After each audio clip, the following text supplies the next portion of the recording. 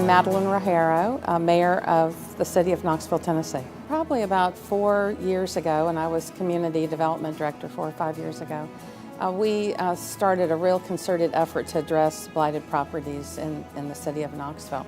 And like many cities across the country, we have our fair share of them. Probably not as many as some places, but still enough to really negatively impact many of our urban core neighborhoods in particular. And we started looking at, what's the story behind them? Why are these properties blighted? And of course, many of them, it's because the owners no longer are alive, and their heirs may have moved away from Knoxville, or they don't want the properties anymore. They don't live in the neighborhood. They're not impacted by the neglect of those properties. In other cases, sometimes you do have property owners that are just milking the properties for what they can get out of them and are not reinvesting in them. We started really a three-pronged approach. One, of course, is prevention. That's where our CDBG dollars or other dollars come in, where we work with property owners for rental rehab, owner-occupied rehab. We have a blighted property redevelopment revolving loan fund. So in a very proactive way, we're dealing with property owners, giving them opportunities to leverage their private dollars with some of ours to improve the properties. When that doesn't work, we really have to go to codes enforcement. And in recent years, we've become much more proactive.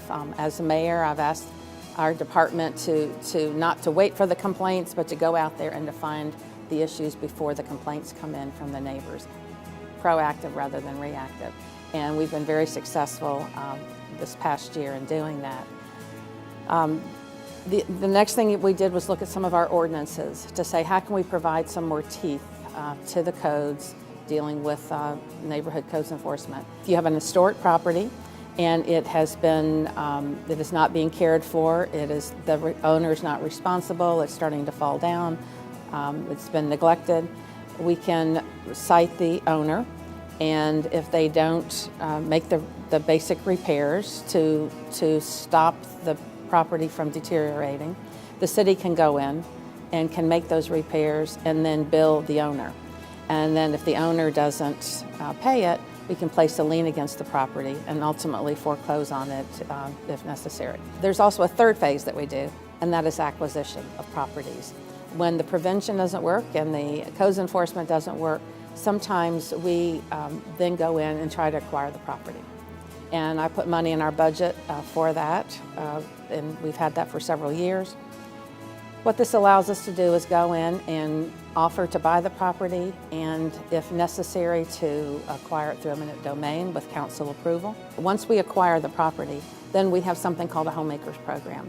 And the property gets put into that program, we advertise it, and individuals, citizens, investors can make a proposal, can basically bid, offer a bid on the property. And part of that involves having a very clear plan to show how you're going to redevelop it, and that you can do it within a year and that you have your financing in place.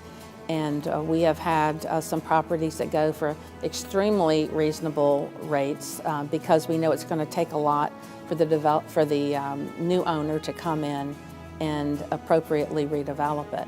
So we're willing to, at times, to even take a loss on what we paid because we know it's going, because we have to pay fair market value when we acquire it, right? And so sometimes the cost to actually getting it back on the tax rolls makes it such that we have to sell it at a loss in order to then, for the developer to be able to come in, or the individual to come in and make the repairs and remodeling that's necessary. But we've had some very successful projects from that, where we may have taken what appeared to be a loss on the front end. In the end, we get a very valuable property that's back on the tax rolls, that's adding value to the neighborhood, and that has people living in it and enjoying that home again.